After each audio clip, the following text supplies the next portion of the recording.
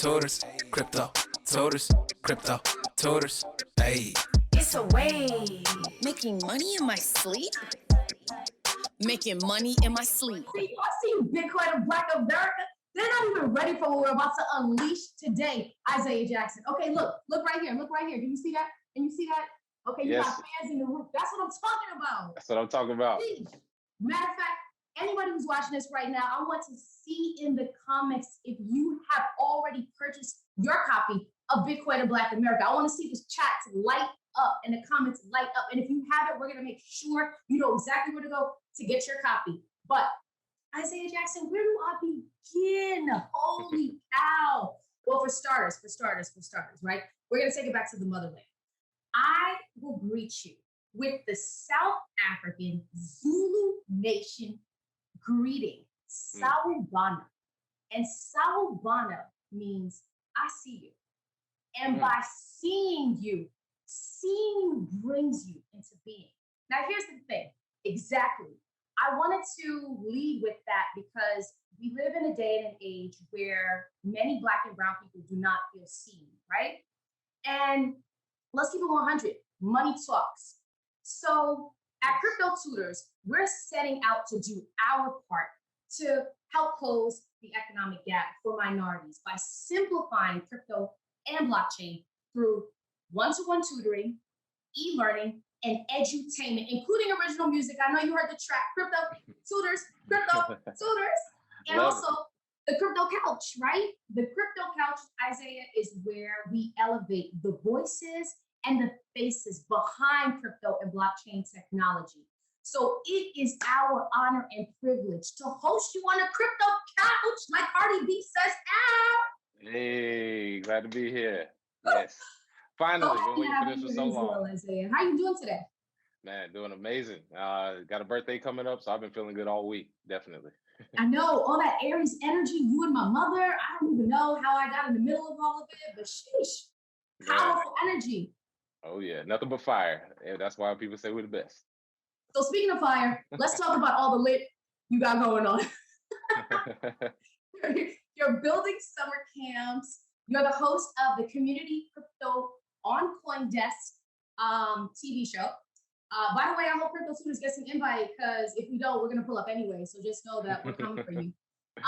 But this show is amazing because it takes a deep dive into how Bitcoin in general, but planning for the digital future and support from companies like Square's Cashapp and how that's helping drive financial empowerment for the Black community, a mission that we share. Anything I missed on that, or am I checking the boxes? Checking the boxes. That's all the boxes. Yeah, that's definitely the goal. There's more. You know, Fancy, if I did our research, come on now. So, speaking of Cashapp, shout out to Cashapp. Y'all know we see you. But you, in partnership with Cashapp and the Black Bitcoin Billionaires organization that you co-founded with our homeboy, Lamar Wilson. You know, the Black Bitcoin Billionaires is the largest Bitcoin-focused group on Clubhouse. You know, you partnered with Cashapp and gave away 1 million Satoshis, which are fractional Bitcoins. So, I mean, and hold on. This deserves, I feel like, a drum roll, like, because you are the author of Bitcoin and Black America, one of the most powerful books, in my opinion, as it explores synergy between Black economics, Bitcoin, and blockchain technology. I recognize what you're doing for the community, and the book is so epic that the CEO of Square and Twitter, Mr. Jack Dorsey himself, tweeted where to buy the book. So, I mean, do the math, y'all. If a multi-billionaire is talking about buy the book, I mean, what else do you need to know? Like, we're finished with the show. Thank you, Isiah. It was great having you. And, exactly. I might end all my interviews like that. Well, Jack Dorsey said it was cool, so I think the book's all right. No, but in all seriousness, we're really happy to have you on the Crypto Couch. And let's run it back. Tell us a little bit about where your crypto journey began. Well, let's start at the beginning. First, the recession of '08 happened while I was in college.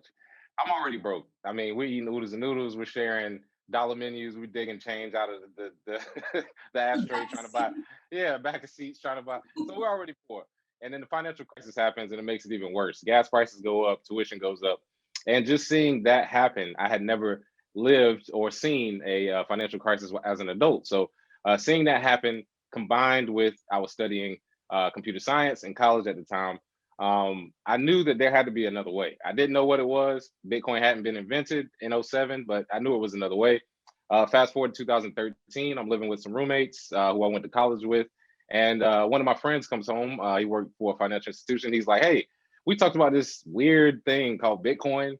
I have no clue what it is, but since you're in the tech field, you might understand it. And I'm glad he threw me that alley oop. Shout out to Nick, because as soon as he said the word Bitcoin, I don't know what kind of spark went off, but the way he described it, it just made sense. He was like, yeah, Programmable money. It's like, oh, I'm with yeah, that. I'm with that. Yeah. exactly. And his parents were millionaires. So when he said his parents were thinking about buying it, I was like, well, maybe I should think about it because I'm broke and Let's. I have nothing to show for what I'm doing. So maybe I should listen to what some rich people are doing. So that was my entryway into it. At that time, I was a high school teacher. I was 23 years old. I was teaching. I had a 20-year-old student with his own apartment, and I was teaching in the what was rated the lowest rated school at the time when I showed up. So you did have those issues there where you had, teen pregnancy. A lot of people, got held back. So teaching those students, and then Bitcoin came along. It was sort of like my, you have something and you want to tell everybody, but you don't really. You're like, all right, I know it's good, but I'm not sure if it's going to work. That's how I felt about Bitcoin at the time. So that's how I got into it. And being a teacher, the reason I say that, lowest paying state in America, North Carolina. I was making just enough money to go back to work. So it was like, hey, it was like desperation times at that point. I was like, man, I got to find something outside of what I'm doing. Bitcoin made sense, and I just went from there. The saying used to be, if it doesn't make dollars, then it doesn't make sense. But now it's, if it doesn't make Bitcoin, then it doesn't make dollars. So, of course, I read your book, and I think that, when you talk about the experience of being a broke recent grad and just like that experience. But, the thing is, you had to also recognize that, like you said, there's a better way. That in and of itself tells me that you knew that what was didn't have to be. And that kind of brings me to, my next question with respect to, in your book, you talk about as well rebuilding wealth in the Black community, leveraging Bitcoin and harnessing its power. I would love to have hear more about that. And if you can also touch upon the problems and obstacles associated with legacy banking systems. Yeah, so the synergy there, what I found out later, because when I first got into it, like most people, it was just money. The synergy that came from me was the fact that Bitcoin is natural group economics. Even if you don't like, you can practice Bitcoin group economics, even if you don't like the other people. Like, I don't have to like you in order for us to build a great financial system. Bitcoin is money, all right? And money has different properties, right? First, it's a store of value. Next, it's a medium of exchange, meaning I can buy things. And then next, it's a unit of account, right? Our current money system has those three properties. The problem is who controls it? Humans. Humans control it. Humans that we don't like very much control it because obviously they've debased our currency. They've killed our currency. They've killed the purchasing power, which is why your grandparents could have one income and have a house and 4 kids, and now you can have two incomes and can barely afford an apartment. Purchasing power died with the current money system. Bitcoin's another money system that's decentralized. It's not controlled by humans. That's the difference. Human error, human greed always gets in the way. However, when you have technology at the core of it, you can check it. You can ask somebody to look over it for you. You can monitor it. You can audit it. That's the great thing about Bitcoin. There's no secrets at this point. That's why Bitcoin seemed very good to me for the Black community. Is we've been messed over in the financial world so many times, and a few of those examples I'll give is in our current system. For one, FHA loans. All right, Federal Housing Authority. There were Black and white people that came back from World War II, and when they came back, they were promised money they didn't get. However, FHA loans were given. 98% went to white families. 98%. And we all know the basis of a lot of our economic growth is through real estate because you can use your house as collateral to get loans for business. You can use it as a place for your children to grow up later and just keep it in the family. So that was the start. Then you had banks, because of those FHA loans, Black people didn't have many choices where to live. Banks literally drew red lines around areas, certain zip codes. Redlining, hashtag redlining. Do your research, people. Do your research. These red lines literally said where Black people could and could not live. So if you went to the bank, even if you had a good job, you had the credit, they wouldn't give you the money to move into a certain house because of what zip code it was in, essentially segregating the two races. Now, of course, if you look today, every single major highway was built smack dab through a lot of the Black neighborhoods. Lowering the property value. Lowering the property value. Literally, all of these are things that nobody had control over except our government and the people in control. So these are things that took wealth systematically out of the Black community over the years.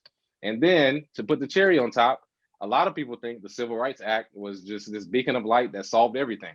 In actuality, if you look, Black people were married at a higher rate. Black people own more homes at a higher rate. Black people own more businesses at a higher rate. The Civil Rights Act basically stopped our progress and made us basically integrate into society. But what actually happened was our best students started going to predominantly white institutions. So this is interesting. Hold, because this is, to some extent, this is like a controversial, a controversial kind of thought process. But it's so true that as a result of not having our own bankers, our own lawyers and educators, and our communities in which the dollars and the currency was circulated within the community, that in and of itself created this like leaky bucket. And then it became just like a river, where the dam broke.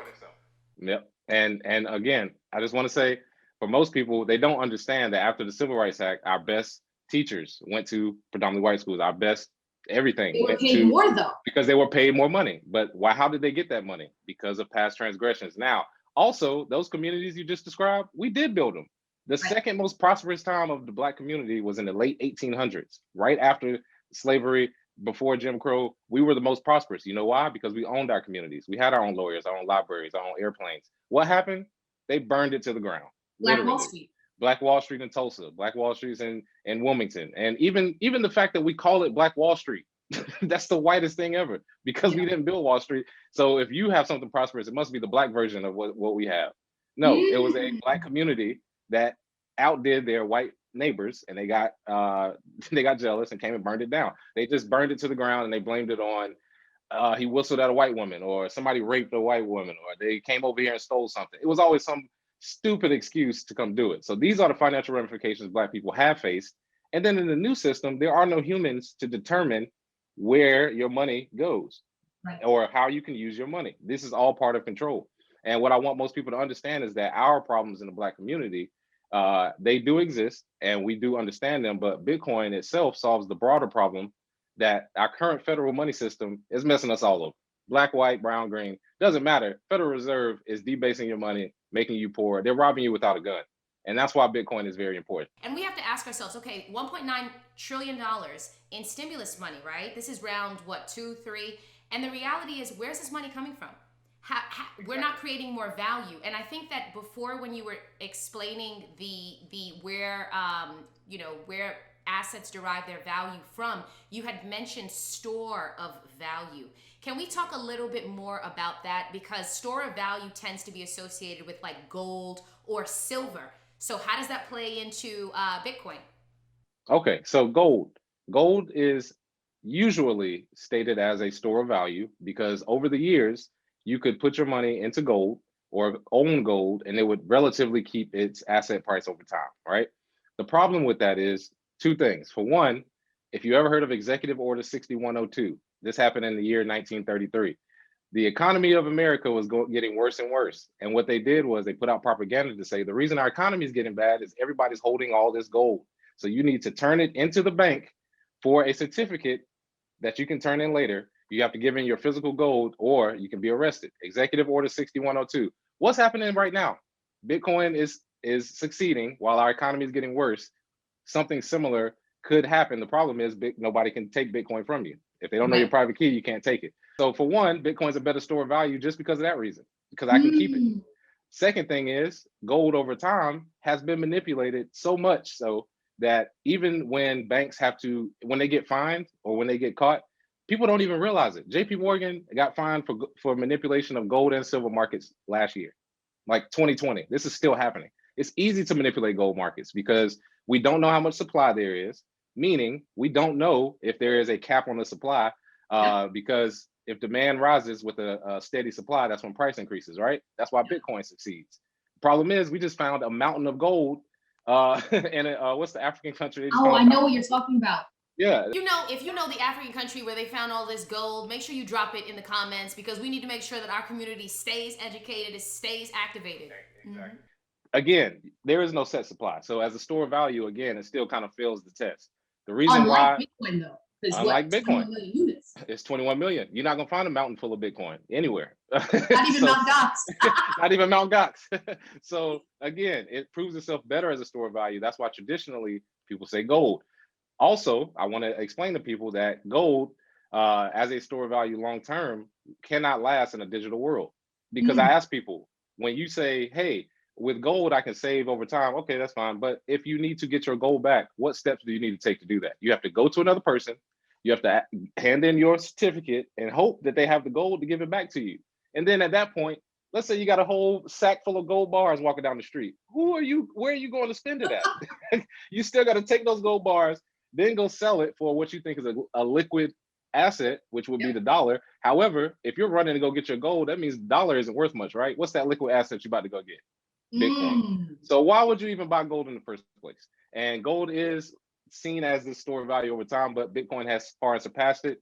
And that is usually what is thought of as a store of value. However, those days are done. In a digital world, gold really doesn't have that much use case outside of the small things. Oh, you can build computer parts, you can do, but you can do it with other goods. This episode is sponsored by Cashapp.